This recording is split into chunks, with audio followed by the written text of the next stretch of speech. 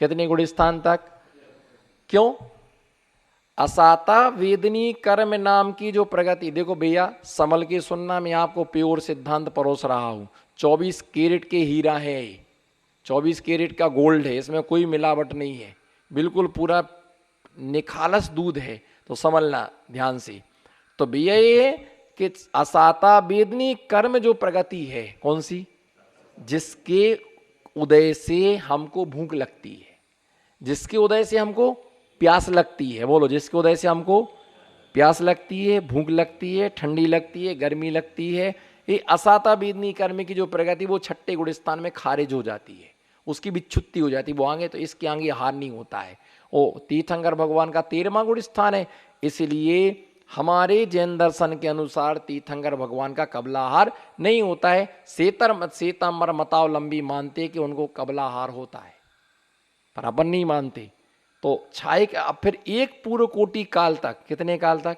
केवल ज्ञान हो जाने के बाद एक पूर्व कोटि काल तक तीर्थंकर भगवान की शरीर की स्थिति रहती। तो कैसे रहती? प्रति समय उनको पुण्यमय वर्गणाएं क्या होती रहती है? प्राप्त होती रहती है। क्या होती रहती है? क्या होती रहती है? पुण्यमय वर्गणा प्राप्त होती, जिससे उसमें क्या होती है? हिम्मत बनी रहती। अब देखो मैं बता रहा हूं, जैसे आप रात्रि भोजन त्याग कर दो, समझो भैया आपने रात्रि भोजन क्या कर दिया? अभी तक आप रात में खाते थे, आपकी कोई चिंता नहीं करता था। बहुत अच्छे से समझने का पुरुषार्थ करना, मैं आपको हिम्मत दे रहा हूं, मैं आपको शक्ति दे रहा हूं। आपने रात्रि भोजन का क्या कर दिया? आप भी समझो, आपको भी समझना है। रात्रि भोजन त्याग कर दिया। अभी तक आप क्या करते थे? रात में खाते थे। घर में मम्मी है, रामकली है, दादी है ना, बुआ है, दीदी है ना, भाभी है, सबको कोई को चिंता नहीं है। आएगा तो बोलो, बोलना है, आएगा तो बोलो ना, हाथ उठाओ, आएगा तो खा लेगा। 10 तो बज गया, अभी आ जाएगा, उसकी तो आदत ही है। अब तुमने रात्रि भोजन त्याग कर दिया तो 5:30 बजते ही सबको फोन आ जाएगा, भैया आप आए नहीं, भोजन का टाइम हो गया, आए नहीं आप। और भोजन आपने कर भी लिया 5:30 पौने 6 बजे, तो आपसे घर का प्रत्येक सदस्य पूछेगा आपने भोजन किया कि नहीं किया। दूसरा, अनार का रस, अनार का रस, आम का रस, पाइनएप्पल का रस, कोकोनट का रस, पामाग्रेनेट जूस, इनसे भी सबसे ज्यादा अच्छा रस होता है प्रशंसा का रस। कौन सा रस? किसका रस? जो पौष्टिकता देता। अब देखो, ओ महाराज जी कितने तपस्वी हैं, हाथ जोड़ो बोलो महाराज जी कितने तपस्वी हैं, नमक नहीं खाती, शक्कर नहीं खाती, बस एक ही अनाज लेती, वो एकांतर उपवास करती, और आके व्यक्ति बोलता धन्य हो महाराज आप ऐसे पंचम काल में कितनी तपस्या कर रहे हैं। अब इन शब्दों से हमारी आत्मा की शक्ति क्या हो जाती है? बढ़ जाती है। इसका नाम है प्रोत्साहन, प्रोत्साहित शक्ति, प्रोत्साहित, प्रोत्साहित करते अपन उसके लिए। हमारा बच्चा तो वीर है, हर काम कर लेता है, नहीं भी बने तो भी सीख जाता। तो प्रशंसा का जो रस होता है, उस प्रशंसा के रस से क्या आती है? आप तो कितने बहुत अच्छे दाता हैं, आप कितने अच्छे से आहार कराते, आपकी कला तो बिल्कुल बहुत ही अलग है। आप आहार देते, ऐसा लगता कि लेते रहो। तो आपको क्या होगी दूसरे दिन? दूसरे दिन क्या होगी? ये बहुत अच्छे श्रावक हैं, बिल्कुल सेवा में 24 घंटे लगे रहते हैं, है ना। इतना बोलते ही आदमी बिना ब्रेक की गाड़ी भगती है। अरे तो बिहार में तो बिल्कुल एक टांग पर, जब से मैं बिल्कुल तैयार खड़े सेवा करने के लिए, कितना ध्यान रहते भैया वृत्ति में, है ना। बहुत अच्छे से किसी महिला को बोल दो आप क्या व्यंजन बनाते, देखो फिर हाली फूली फिरे वो। इतना बोल दो क्या टेस्टी भोजन बनाते आप, कितना अच्छा चौका लगाते, हमने तो आज तक ऐसा नहीं देखा। बस इतना बोलते जाओ, देखो तुम कल आइटम डबल हो जाएंगे। और तुम बोल दो किसी महिला को काय का चौका बना के नहीं जानती, रूखा सूखा बना के रख दिया, तो कल आज जो बनाए कल वो भी नहीं मिलेगा तुमको। और ये ध्यान रख के चलो, चाणक्य नीति नहीं, धर्म नीति है। अपने कार्य को सिद्ध करने के लिए शत्रु को भी खुश रखना चाहिए। क्या? अपने कार्य को सिद्ध करने के लिए, बोलो, अपने कार्य को सिद्ध करने के लिए जब तक हमारा कार्य सिद्ध ना हो जाए तब तक शत्रु को भी क्या रखना चाहिए? खुश रखना चाहिए। और वो खुश रहेगा तो तुम्हारा कार्य अच्छी तरह से संपादित हो जाएगा। तो प्रति समय जो पुण्यमय वर्गणाएं प्राप्त होती हैं वो छायक तीर्थंकर भगवान को छाय के लावे, और एक पूर्व कोटि काल तक उनके शरीर की स्थिति क्या होती है, बनी रहती। छायक दान, छायक भोग, तो जो एक बार भोगने में उसका नाम भोग, जो बार बार भोगने में उसका नाम क्या, उपभोग। तो पुष्प वृष्टि भोग है, क्योंकि जो पुष्प वृष्टि एक बार हो जाती पर उनके ऊपर दूसरी बार नहीं होती, इसलिए वो क्या है ना, भोग। जो बार बार भोगने में उसका नाम छत्र, चमर, भामंडल, देवदुंदुबी, ये सिंहासन, जी उपभोग है, ये बार बार उपयोग आती। और छायक वीर, जो इन सबको जानने में शक्ति निर्मित होती, उसका नाम क्या है, छायक वीर। तो तीर्थंकर भगवान भी अपने को छायक दान देते हैं। क्या देते हैं? जो धर्मोपदेश है वो धर्मोपदेश छायक दान है। और जो 3 टाइम स्वाध्याय होता, जैसे प्रातः काल स्वाध्याय होता, मध्यान्ह काल स्वाध्याय होता, संध्या काल में भजन, प्रश्न मंच आदि, तो ये तीर्थंकर भगवान की दिव्य धुनी 3 बार खिरती है, तो उसके हिसाब से 3 टाइम स्वाध्याय की व्यवस्था होती है। तो ऐसे जो है ना, अच्छा। और अष्ट प्रातिहार का अशोक वृक्ष, सिंहासन, छत्र, चमर, भामंडल, देवदुंदुबी, दिव्य धुनी, पुष्पवृष्टि, तो ये तीर्थंकर भगवान अष्ट प्रातिहारियों से क्या होते हैं, युक्त होते हैं। हम आगे देखेंगे। सिद्ध भगवान की भक्ति में 4 नंबर का छंद बतला रहे हैं। जानन पश्यन् समस्तम, जानन पश्यन् समस्तम, सममन परितम, संपितन बितन वन, ध्वन वन ध्वांतम नितांतम, निचित मनुपमं पीडयन्निशभावं, कुर्वन् सर्व प्रजाना, मपरमविभवन ज्योतिरात्मानिमात्मा, आत्मन्नेवात्मनाशौ, क्षणमुपजनयनो सत स्वयंभो प्रवत्तः। आचार्य महाराज 4 छंद में बतला रहे कि असौ स्वयंभू आत्मा, बे स्वयंभू अरिहंत परमात्मा।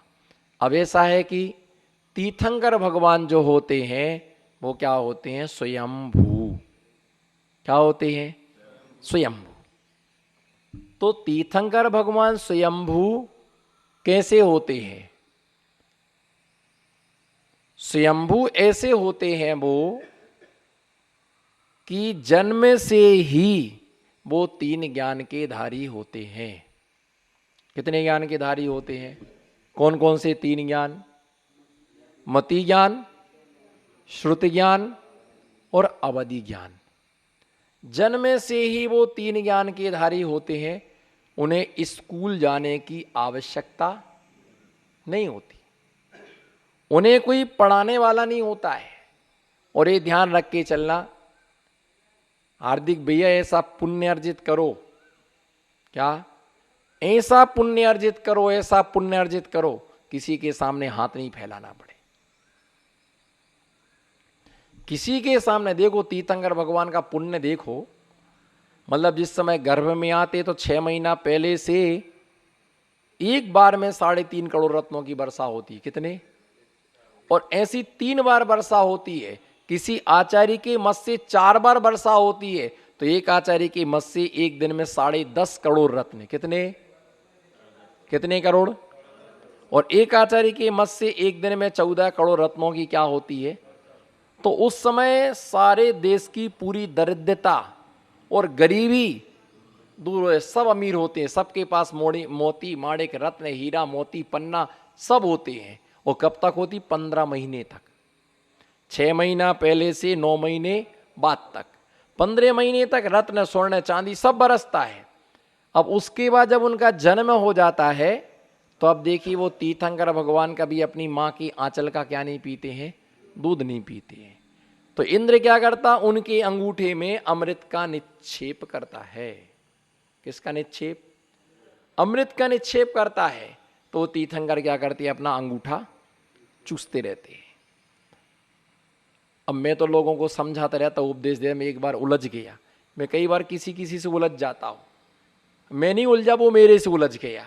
एक आदमी था, एक बच्चा था 22-23 साल का था, वो अंगूठा चूसता था। तो मैंने उससे कहा कि भैया अंगूठा मत चूसा करो।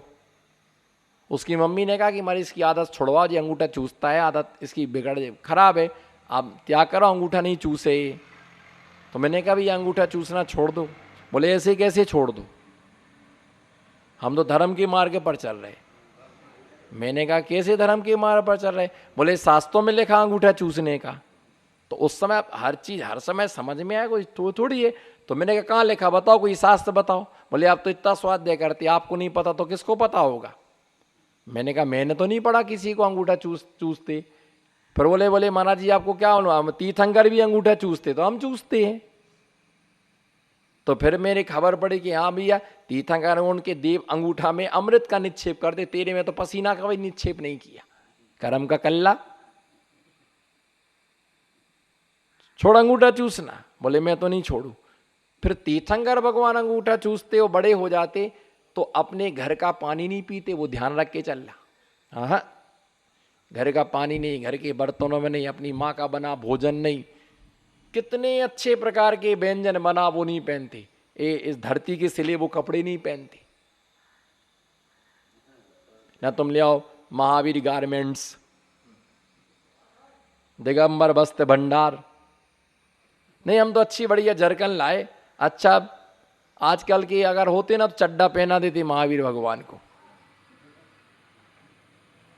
से बूढ़े बूढ़े लोग चड्डा पहने घूमते, हर में नहीं लागे।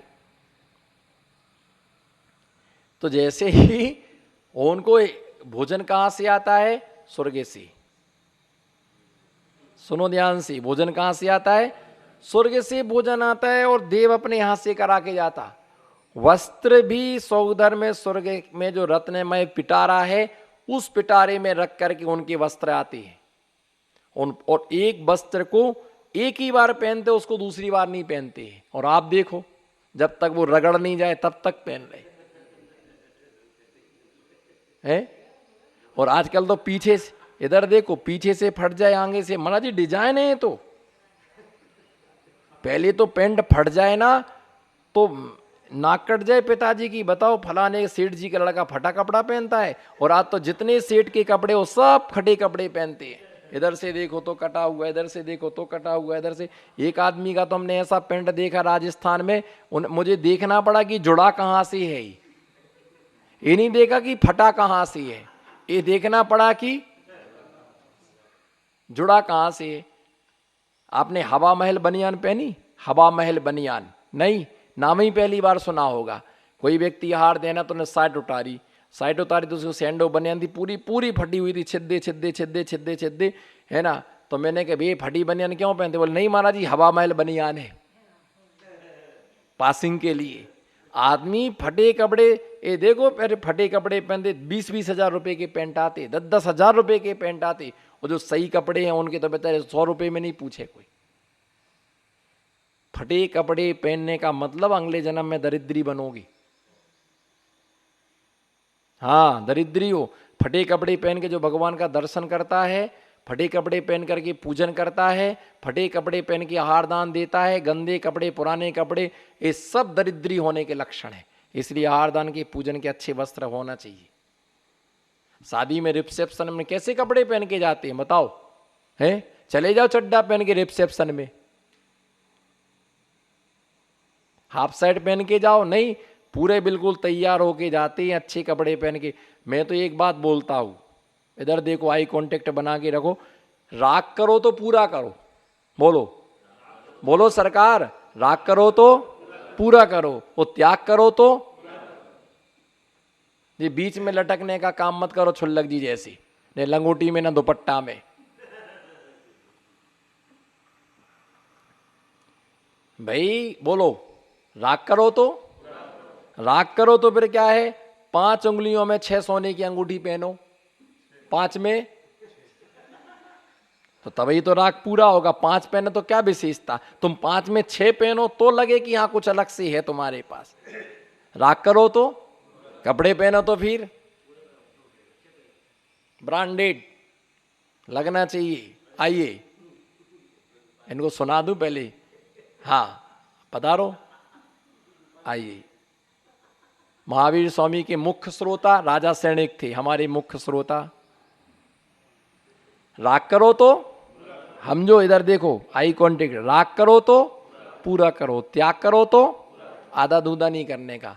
पहनना है तो पूरी अंगूठी, अच्छे से पूरी अंगूठी पहनो, सोने की चेन पहनो, अच्छे बढ़िया कपड़े पहनो, खाना है तो बढ़िया फिर अच्छा बिल्कुल टकाटक खाओ, आधा दूधा नहीं करने का। राग करो तो फिर अच्छा मकान बढ़िया हो, आलीशान टिप टॉप टकाटक चकाचक, बिल्कुल एसी गीजर फीजर सोफा सेट, डिल्लप के गद्दे पर नहीं, स्प्रिंग वाले डिब्बे डिल्लप के गद्दे पर सो, एक बार उस पर जाओ तो 3 बार ऊपर नीचे हो। राग करो तो, अब एक तो पूरे रागी और दुखी और रो और रहे हमेशा, क्या करें, शाम की व्यवस्था नहीं है, शाम की तो सवेरे की व्यवस्था नहीं है, फिर तो पूरा क्या कर दो, दिगंबर आनंद लो, कुछ नहीं रखा जिंदगी में, स्माइल देते रहो और स्माइल लेते रहो।